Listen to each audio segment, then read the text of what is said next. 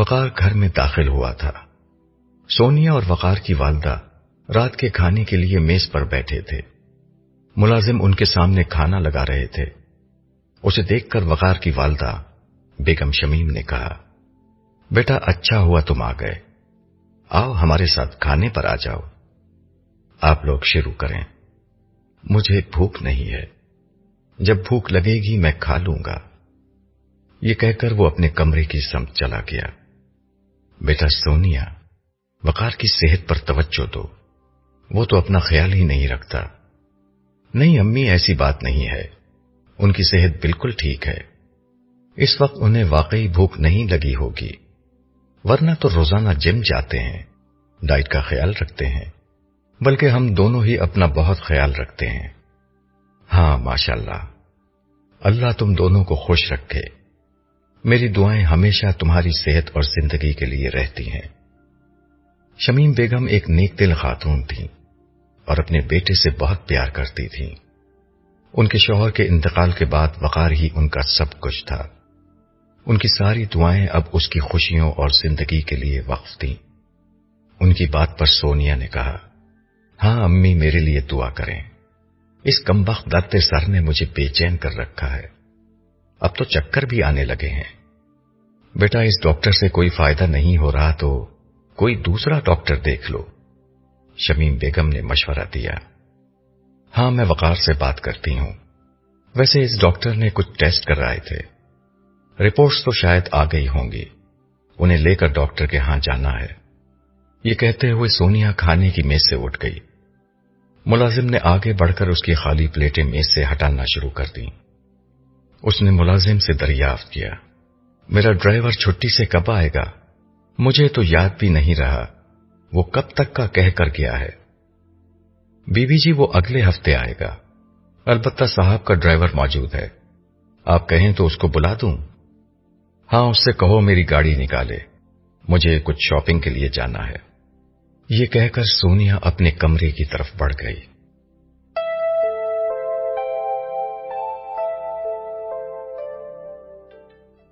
وقار بستر پر آنکھیں بند کر کے لیٹا تھا، اس کی آنکھوں سے آنسو بہ رہے تھے۔ سونیا کمرے میں داخل ہوئی تو اس نے اپنے آنسو چھپانے کے لیے کروٹ لے لی۔ سونیا اس کی طرف دیکھے بغیر واش روم کی طرف چلی گئی۔ تھوڑی دیر میں وہ کپڑے تبدیل کر کے باہر آئی اور وقار سے کہا، وقار میں شاپنگ کے لیے باہر جا رہی ہوں، تم کھانا کھا لینا۔ یہ کہہ کر وہ دروازے کی سمت بڑھی تو پیچھے سے وقار کی آواز آئی، ہم 2 دن بعد امریکہ جا رہے ہیں، سیٹس بک ہو چکی ہیں، کچھ وہاں کے لیے بھی تیاری کر لینا۔ اس کی بات پر سونیا ایک دم سے مڑی، کیوں؟ یہ اچانک کیا ہوا ہے؟ وقار بستر سے اٹھا، سونیا کے پاس آ کر اس کا ہاتھ پکڑا اور اسے ساتھ لا کر اپنے پاس بیڈ پر بٹھاتے ہوئے بولا، تمہاری رپورٹس میں کچھ پیچیدگی آئی ہے، ڈاکٹر کا خیال ہے کہ باہر جا کر چیک اپ کروا لیں تو زیادہ بہتر ہوگا۔ سونیا سیدھی سادی گھریلو لڑکی نہیں تھی، برسوں سے ایک بڑا بزنس چلا رہی تھی۔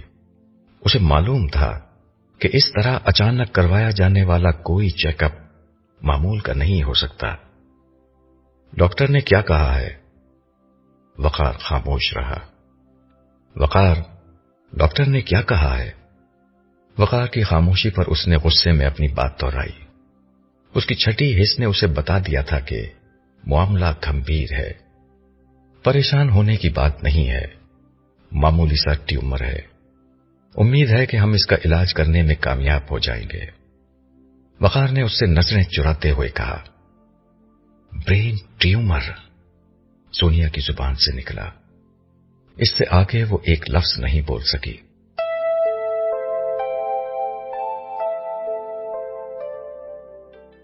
دو ہفتے بعد وہ دونوں امریکہ سے ناکام و نامراد لوٹ آئے۔ وہاں بھی ڈاکٹروں نے کوئی امید نہیں دلائی تھی۔ جو کچھ علاج وہ کرنا چاہتے تھے وہ ان کے اپنے ملک میں بھی ہو سکتا تھا۔ انہیں اب اللہ کے فیصلے کا انتظار کرنا تھا۔ سونیا جو اپنی عمر سے ہمیشہ 10 برس کم نظر آتی تھی، اب یک بیک اپنی عمر سے 10 برس زیادہ نظر آنے لگی تھی۔ اس نے زندگی میں پہلی دفعہ اپنے سامنے موت کو ایک زندہ حقیقت کے طور پر کھڑا دیکھا تھا۔ یہ ہر انسان کا مسئلہ ہوتا ہے، وہ موت سے غافل رہتا ہے، اپنے سامنے ہر روز دوسروں کو مرتے دیکھتا ہے، اخبار اور ٹی وی پر دوسروں کی موت کا ذکر پڑھتا اور سنتا ہے، وہ احباب کو دفن کرتا ہے اور دوسروں کی تعزیت کرتا ہے، وہ جنازوں میں شریک ہوتا اور قریبی عزیزوں کو خود سے بچھڑتے دیکھتا ہے، مگر انسان موت کو ہمیشہ دوسروں کی کہانی سمجھتا ہے۔ وہ سمجھتا ہے کہ ملک الموت صرف دوسروں کے دروازے پر دستک دیتا ہے، اس کے لیے عالم کے پروردگار نے کوئی استثنا رکھ دیا ہے کہ موت کا فرشتہ اس کا بدن نہیں چھوئے گا۔ انسانوں کی اس غلط فہمی کی ایک بڑی وجہ یہ ہوتی ہے کہ وہ ہمیشہ زندگی کے اگلے مرحلے کے بارے میں سوچتے ہیں۔ بچپن میں لڑکپن، لڑکپن میں جوانی، جوانی میں بڑھاپے اور بڑھاپے میں چند مزید دنوں کی امید انسانوں کو اس حقیقت سے غافل کر دیتی ہے کہ اس کی آخری منزل موت ہے۔ مگر کبھی کبھار ایسا ہوتا ہے کہ موت کی منزل بڑھاپے کے مرحلے سے پہلے اچانک سامنے آ جاتی ہے۔ ایسے میں جو انسان خدا و آخرت سے غافل اور ایمان و عمل صالح سے دور رہا ہوتا ہے، وہ خود کو مایوسی اور بے بسی کی ایسی دلدل میں پاتا ہے جو لمحہ لمحہ اس کے وجود کو نگلے چلی جاتی ہے۔ انسان چاہے ہاتھ پاؤں مارے یا خود کو حالات کے رحم و کرم کے حوالے کر دے، کوئی چیز اسے اس کی زندگی نہیں لوٹا سکتی۔ اس کے برعکس جو لوگ خدا اور آخرت کے احساس میں جیتے ہیں، موت ان کے لیے خوشی کا ایسا ہی پیغام لاتی ہے جیسی خوشی کسی نوجوان کو اپنی شادی کی خبر سے ہوتی ہے۔ لوگ روتے ہیں، وہ ہنستے ہیں، لوگ دکھی ہوتے ہیں، وہ شاد ہوتے ہیں، لوگ مایوس ہوتے ہیں اور ان کی امید کا ہر چراغ جل اٹھتا ہے۔ وہ جانتے ہیں کہ موت کسی مصیبت کا نام نہیں بلکہ اس حقیقت کی نامہ بر ہے کہ ان کا دور امتحان ختم اور دور انعام شروع ہوا چاہتا ہے۔ بدقسمتی سے سونیا کا معاملہ دوسرا نہیں بلکہ پہلا والا تھا۔ وہ ایک امیر گھرانے کی چشم و چراغ تھی۔ زندگی نے اسے سب کچھ دیا، اچھی شکل، مال و دولت، اعلی تعلیم اور پھر وقار جیسا چاہنے والا شوہر، مگر اس نے کبھی شکر گزاری کی زندگی نہیں گزاری۔ وہ غفلت کے اس جرم میں مبتلا تھی جس کا انجام جہنم ہوتا ہے۔ ہمیشہ زیادہ سے زیادہ اور سے اور خوب سے خوب تر کو اس نے اپنی زندگی بنائے رکھا۔ اسے اور وقار کو اللہ نے بزنس میں غیر معمولی کامیابی دی، جس کے بعد ہر سال نئے ماڈل کی گاڑی، غیر ملکی ٹرپ، سیر و تفریح، برانڈڈ کپڑے اور پرس، بیش قیمت پرفیومز، مہنگی جیولری اور رنگینیوں سے بھرپور پارٹیاں اس کی زندگی بنی رہیں۔ مگر اب موت سونیا کے سر پر آ کھڑی ہوئی تھی۔ وہ موت جو فرعون اور نمرود کا اقتدار لے ڈوبی، قارون کی دولت کھا گئی، کلیوپیٹرا کا حسن نگل گئی، رستم کی طاقت سلب کر لی اور آئنسٹائن کی ذہانت کو شکست دے گئی، اب اس کے سامنے سینہ تانے کھڑی تھی۔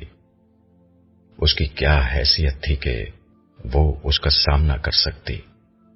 اسے مرنا تھا، مگر مرنے کے احساس نے اسے وقت سے پہلے مار ڈالا تھا۔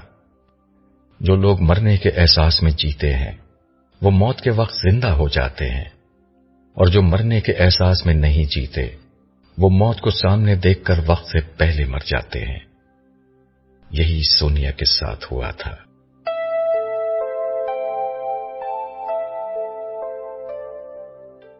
وقار کا معاملہ بھی کچھ مختلف نہ تھا۔ سونیا اس کی زندگی تھی، اس کی محبت تھی، اس کا جنون تھی۔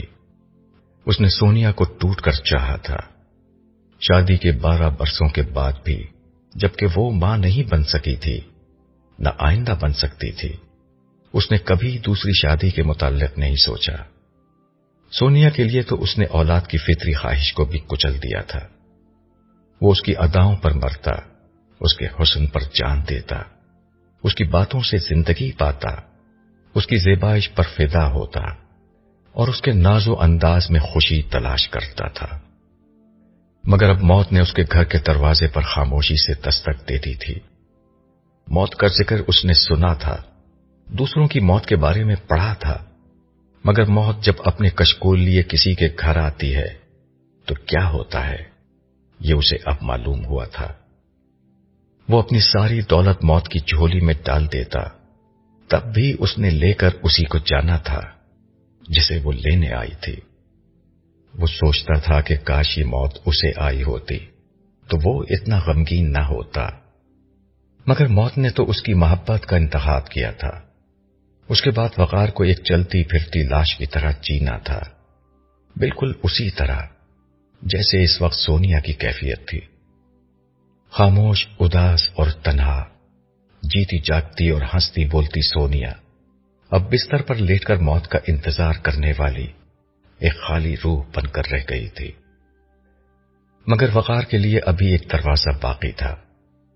یہ وہ دروازہ تھا جس کو کبھی اس نے سنجیدگی سے نہیں لیا تھا، یہ مذہب کا دروازہ تھا۔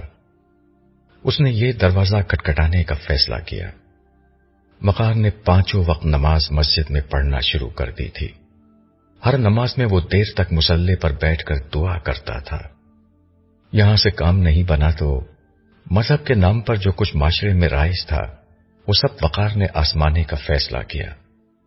اس نے گھر میں مدرسے کے بچوں کو بلا کر قرآن خوانی اور دعا کرانی شروع کر دی، پیروں فقیروں کے پاس جا کر اور ان کے تعویذ لا کر بیوی کو گھول کر پلانے شروع کر دیے۔ جس نے جو وظیفہ بتایا وہ پڑھنا شروع کر دیا۔ منزل آیات شفا، رقیہ شریعہ سے لے کر مزاروں پر حاضری، چادریں چڑھانا، دیگے پکوا کر تقسیم کروانا، مدرسوں اور مسجدوں میں بڑے بڑے چندے دے کر دعا کروانا، غرض سارے راستے اس نے کنگال ڈالے۔ مسلمانوں کے ہر فرقے کے پاس جو ممکنہ حل تھا وہ اس نے آزمایا، مگر کوئی موت کو دور نہیں کر سکا۔ مذہب کے ساتھ حکمت اور ہومیوپیتھی جیسے علاج کا سلسلہ بھی چلتا رہا، مگر رفتہ رفتہ سونیا کی کیفیت بگڑتی گئی۔ کئی دفعہ اس کو ہسپتال میں داخل کیا گیا، مگر پھر ڈاکٹروں نے واپس گھر بھیج دیا۔ ایک رات 3 بجے جب سونیا کی طبیعت بہت خراب تھی تو وہ بہت بے چین ہو گیا۔ اس نے وضو کیا اور خدا کے حضور کھڑا ہو گیا، مگر یہ نماز ایک نماز نہیں تھی، خدا کے خلاف اعلان جنگ تھا۔ اس نے نماز کے بعد جو دعا کی وہ اعلان بغاوت تھا۔ یا اللہ، میں نے تیرے نام پر کھڑے ہر شخص سے رجوع کیا ہے، ہر دروازے کو کھٹکھٹایا ہے، ہر شخص نے مجھے یقین دلایا ہے کہ معجزہ ہو جاتا ہے، مگر کوئی معجزہ نہیں ہوا۔ پروردگار تو میری بیوی کو شفا دے، اور اگر نہیں دے سکتا تو پھر تجھ میں اور بتوں میں کیا فرق ہے؟ تو اگر ہے تو مجھے جواب دے، اور جواب نہیں دیا تو اس کا مطلب ہے کہ تو موجود ہی نہیں ہے۔ پروردگار مجھے معجزہ چاہیے، تو یہ معجزہ نہیں کرے گا تو پھر میں تیرا تو کچھ نہیں بگاڑ سکتا، لیکن اس کے بعد تو کبھی میرا سر اپنے سامنے جھکا ہوا نہیں پائے گا۔ یہ کہہ کر وہ پھوٹ پھوٹ کر رونے لگا۔ نہ جانے کتنی دیر تک وہ اسی طرح روتا رہا اور آخرکار وہیں مصلی پر سو گیا۔ اگلی صبح سونیا کا انتقال ہو گیا۔ اس نے سونیا کی نماز جنازہ پڑھ لی، اس لیے کہ اس میں سجدہ نہیں ہوتا تھا، مگر یہ اس کی زندگی کی آخری نماز تھی۔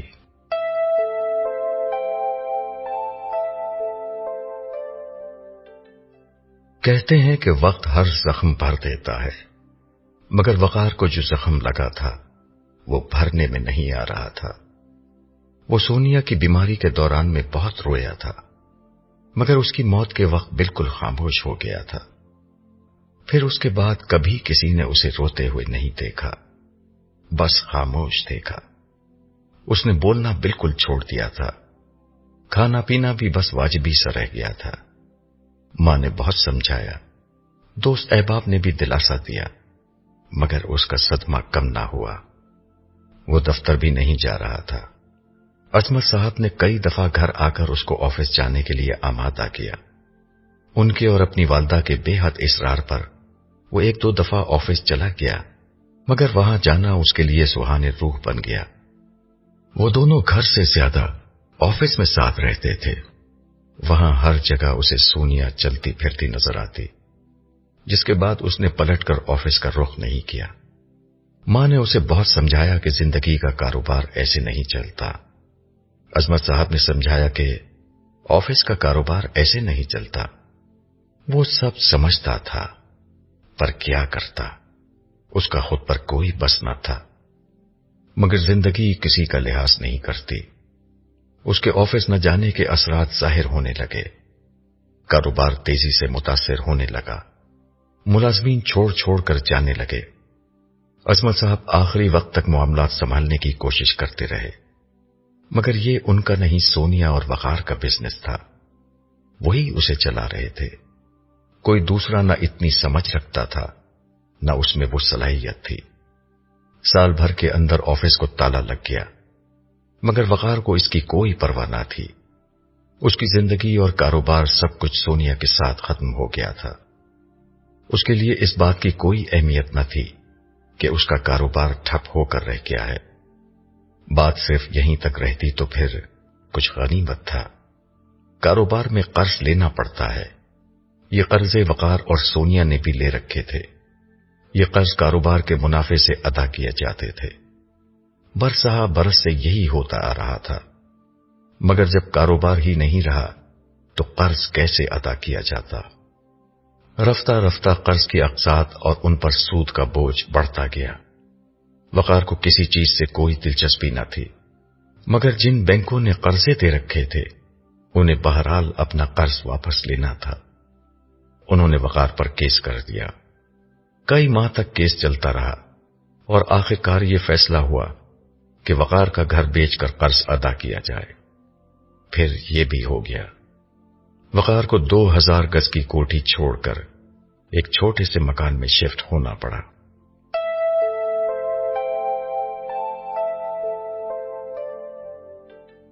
بابا جان، یہ تو بہت مشکل وقت ہوگا آپ کے لیے۔ نائمہ سے رہا نہ گیا، وہ وقار کی داستان کے بیچ میں دخل دیتے ہوئے بول ہی پڑی۔ ہاں بیٹا، یہ میری زندگی کا مشکل ترین وقت تھا، مگر ایک بات بتاؤں؟ جی بابا، نائمہ جھٹ سے بولی۔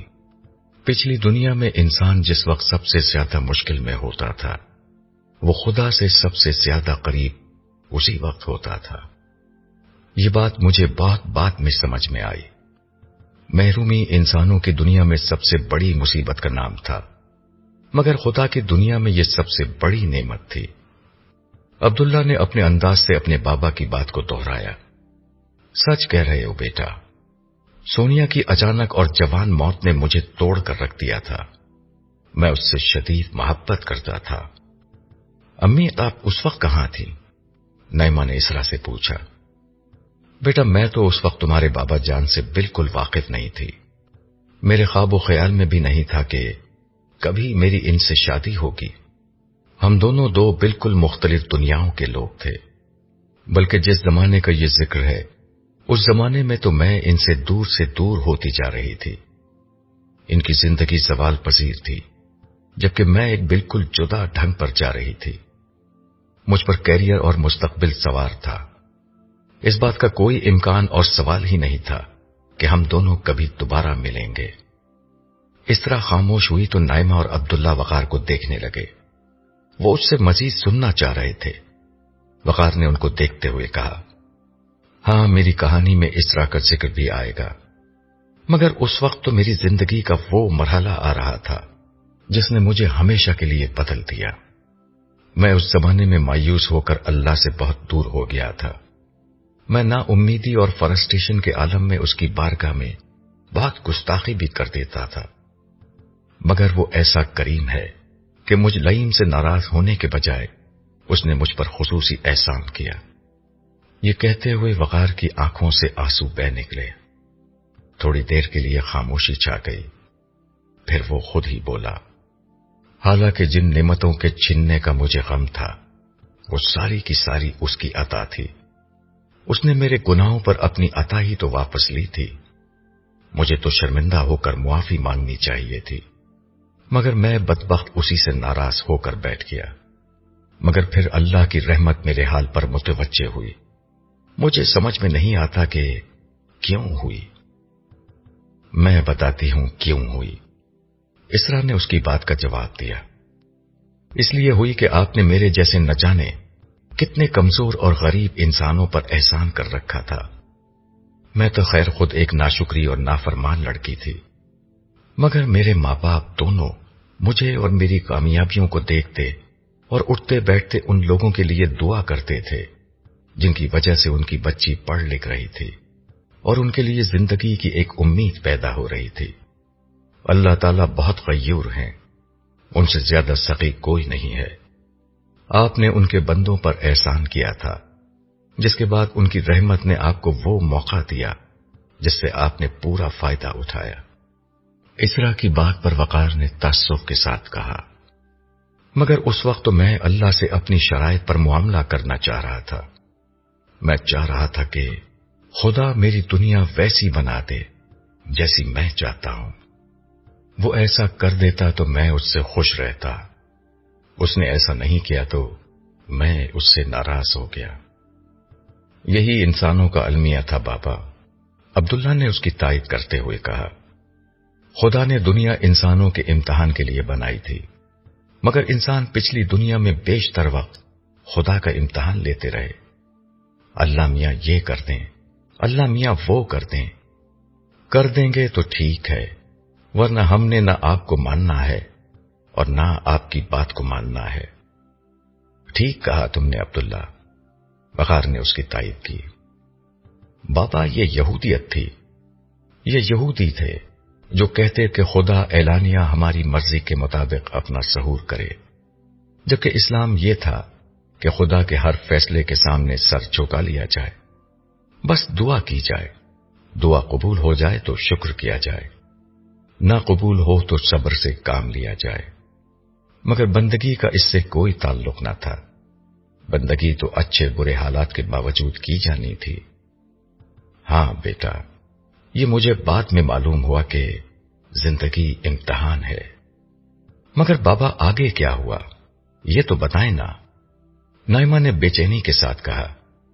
وہ اس کی داستان کی تفصیل سننا چاہ رہی تھی۔ بتاتا ہوں بیٹا، وقار نے گہرا سانس لیتے ہوئے کہا۔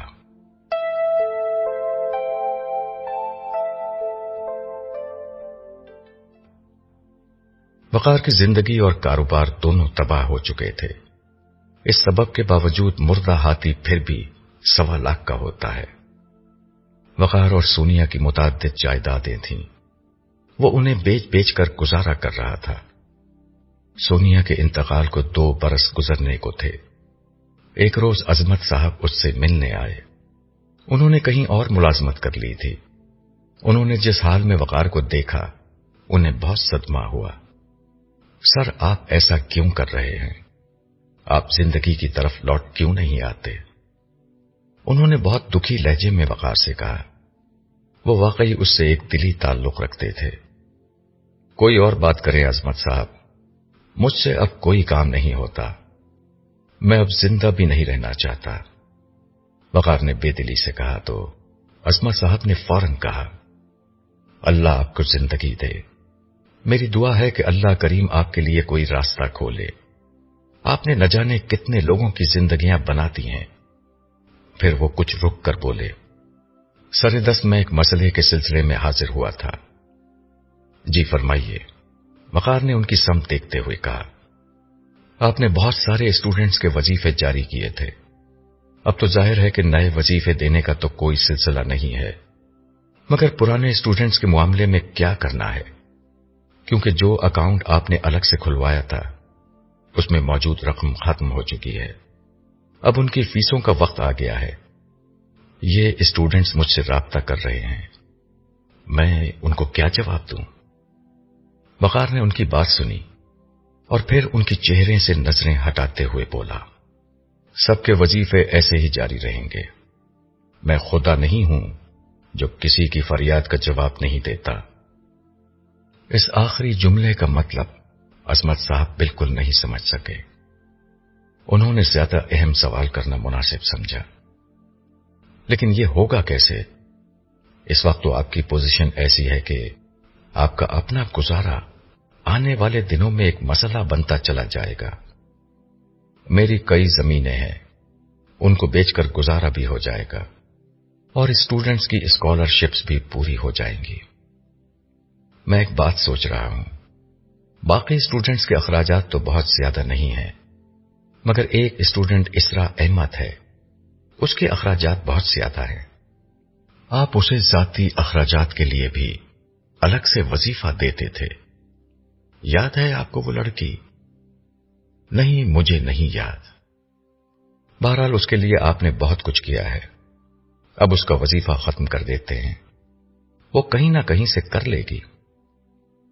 किसी की स्कॉलरशिप नहीं रुकेगी, सबको उसी तरह मिलता रहेगा। मैं बेहिस नहीं हूं, बेहिसी किसी और ही को जचती है, मुझे जेब नहीं देती।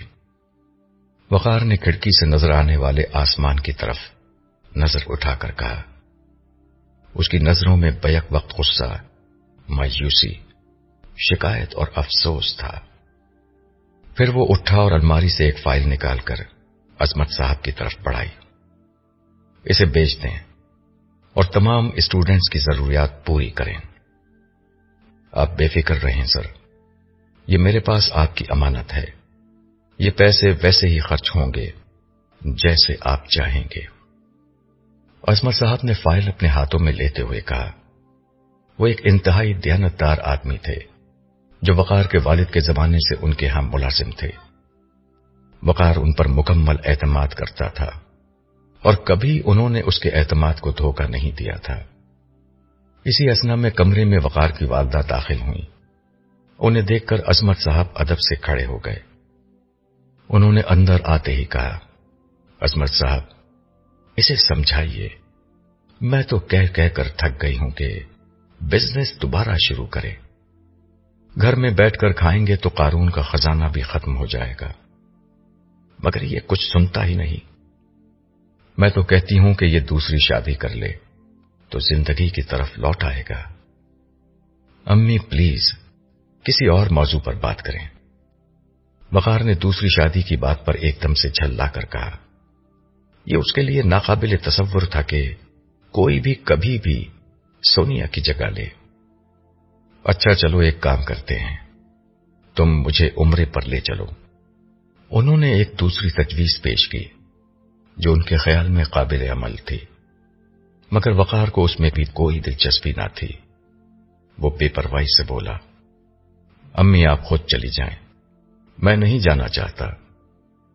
वकार साहब, आपकी वालदा को आपके बगैर उम्रे का वीजा नहीं मिलेगा, ये कानूनी शर्त है, इसलिए इनको जाना है तो आपको भी जाना पड़ेगा, चाहे आप जाना चाहें या ना जाना चाहें। अजमत साहब ने वकार को समझाते हुए कहा। वकार की वालदा शमीम बेगम भी उसके साफ इनकार पर कुछ आपदीदा हो गई। वो रूहान से लहजे में बोली, बेटा मुझे तुम कोई खुशी नहीं देना चाहते तो कम से कम एक बात तो रख लो, क्या बूढ़ी मां को देने के लिए तुम्हारे पास कुछ नहीं है? कल मैं मर जाऊंगी तो फिर मुझे भी रोते रहना। मर जाने की बात पर वकार एकदम से घबरा गया। अम्मी ऐसा ना कहें। अच्छा चलें, नाराज ना हो, मैं आपके साथ चलूंगा। वकार ने कह तो दिया था, मगर उसके लहजे में बेदिली थी। फिर उसने अजमत साहब से कहा, आप इस सिलसिले में कुछ मदद कर सकते हैं?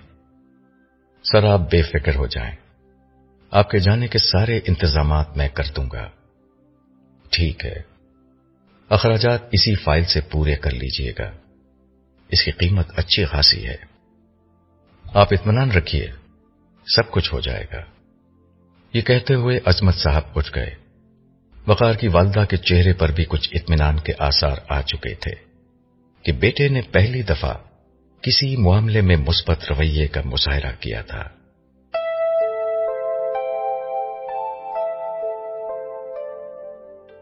वकार ने उम्रे के सफर की हामी तो भर ली थी, मगर उसका जाने का जर्रा बराबर भी दिल न था।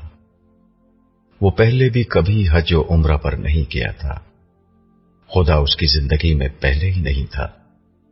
सोनिया की बीमारी के दौरान में जो कुछ मजहबियत थी وہ اس کی صحت کی امید پر تھی۔ سونیا کی موت کے ساتھ خدا اس کی زندگی سے مکمل طور پر رخصت ہو چکا تھا۔ پہلے وہ کبھی کبھار جمعہ پڑھ لیتا تھا، اب جمعہ تو کیا وہ عید کی نماز سے بھی فارغ ہو چکا تھا۔ ایسے میں اسے عمرے کے سفر میں کیا دلچسپی ہو سکتی تھی؟ مگر ماں کا دل رکھنے کے لیے وہ مجبور ہو گیا۔ احرام پہن کر یہ لوگ گھر سے روانہ ہوئے۔ وقار کی والدہ تو خیر بڑی روحانی کیفیت میں تھی، مگر وقار کے لیے ہر چیز بے معنی اور بے مقصد تھی۔ پورے سفر میں وہ یہ سوچتا رہا کہ یہ سب کچھ بالکل بے فائدہ اور بے مقصد عمل ہے، مگر اسے ماں کو عمرہ کرانا تھا، سو ان کو ویل چیئر پر بٹھا کر سارے مناسک عمرہ اسی نے ادا کروائے۔ پہلے طواف کے ساتھ چکر لگائے اور پھر سعی کی۔ اس نے اطمینان کے ساتھ بال بھی کٹوا لیے کہ کافی دن سے بال نہیں کٹے تھے۔ یوں اس کی ماں نے تو عمرہ کیا، مگر وقار نے اپنی دانش میں واک کر کے بال کٹوا لیے تھے۔ اس سے زیادہ اس کے نزدیک اس عمل کی کوئی حیثیت نہ تھی۔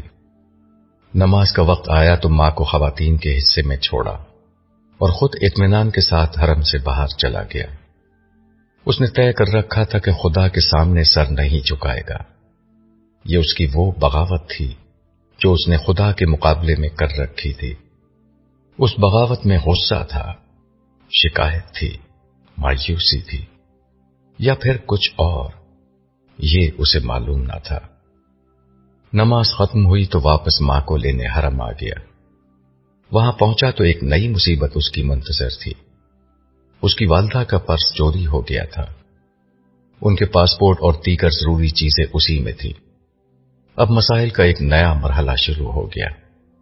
پہلے یہ معلوم کرو کہ اب کرنا کیا ہے اور کیسے کرنا ہے، پھر چوری کی رپورٹ درج کرانا، سفارت خانے جانا، عارضی سفری اجازت نامہ حاصل کرنا۔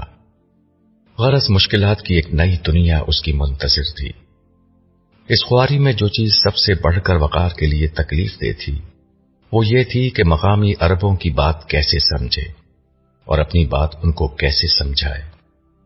بازاروں میں تو چونکہ اردو جاننے والے لوگ ہوتے تھے، اس لیے وہاں مشکل نہیں پیش آتی تھی، مگر سرکاری اداروں جیسے پولیس میں مقامی عرب ہی ہوتے تھے۔ انہیں انگریزی نہیں آتی تھی، جبکہ اسے عربی نہیں آتی تھی۔ گرچہ وقار کو اردو انگریزی کے علاوہ جرمن اور کچھ ہسپانوی بھی آتی تھی کہ زبانیں سیکھنا اس کا زمانہ طالب علمی کا شوق تھا، مگر اسے پہلی دفعہ احساس ہوا کہ کاش اس نے کچھ عربی بھی سیکھ لی ہوتی۔ سب سے پہلی مشکل تو اس بات میں پیش آئی کہ رپورٹ درج کرانے کس جگہ جائے اور وہاں کیسے پہنچے۔ اسے جو بھی عربی میں بات سمجھاتا اس کے کچھ سمجھ میں نہیں آتا۔ پھر بڑی مشکل سے ایک عربی جاننے والے اردو داں کو مترجم بنا کر یہ بات سمجھی کہ رپورٹ کہاں درج کرانا ہے۔ وہاں پہنچا تو ان لوگوں کو اپنی بات سمجھانا ایک اور مسئلہ بن گیا۔ وقار ایک بات کہتا، وہ دوسری بات سمجھتے، وہ کچھ کہتے، وقار کچھ اور سمجھتا۔ بمشکل تمام یہ مرحلہ طے ہوا۔ دیگر مراحل طے ہوتے ہوتے وقار بری طرح بیزار ہو گیا۔ وہ اس وقت کو کوسنے لگا جب اس نے ماں کے ساتھ یہاں آنے کی حامی بھری تھی۔ تاہم اس دوران میں اس نے اپنی والدہ کو ہر طرح کی مشقت سے دور رکھا۔ وہ حرم میں رہتی اور اللہ سے اپنے بیٹے کے لیے دعا کرتی رہتی۔ وہ یہاں آئی ہی اس لیے تھی کہ اپنے بیٹے کی تباہ حال زندگی پر رحم کی درخواست کریں، جبکہ وقار کا معاملہ یہ تھا کہ ہر نماز کے وقت وہ با اہتمام مسجد سے باہر نکل جاتا اور نماز ختم ہو جاتی تو مسجد لوٹ آتا۔ باہر گرمی اتنی زیادہ تھی کہ زیادہ دیر مسجد سے باہر رکنے کا سوال ہی نہ تھا۔ ہوٹل میں اس لیے نہیں جا سکتا تھا کہ والدہ کو کہیں اس کی ضرورت نہ پڑ جائے، چنانچہ مسجد میں رہنا بھی ضروری تھا کہ وہ بوقت ضرورت اس تک پہنچ سکیں۔ ماں تو بیشتر وقت مسجد الحرام میں رہتی تھیں، مگر وقار کے لیے وہاں وقت گزارنا ایک مسئلہ بن گیا۔ باقی لوگ تو طواف کرتے، نفل پڑھتے، دعا کرتے یا قرآن کی تلاوت کرتے رہتے تھے، مگر وقار نے ان میں سے کسی کام کو کیا کرنا تھا، وہ کسی نہ کسی گوشے میں فارغ بیٹھا رہتا۔ ایک روز وہ بیٹھا ہوا سخت بور ہو رہا تھا کہ سامنے رکھے ہوئے شیلف سے اس نے قرآن مجید اٹھا لیا۔ مطالعہ کرنا اس کی عادت تھی، اس لیے کوئی بھی کتاب اٹھا کر اسے دیکھنا، اس کا موضوع سمجھنا اور کھڑے کھڑے ایک دو صفحات پڑھ لینا اس کے لیے معمول کی بات تھی۔ اس لیے اس نے عقیدتاً نہیں بلکہ عادتاً قرآن اٹھا لیا، مگر اس کے آگے وہ کچھ نہیں کر سکا۔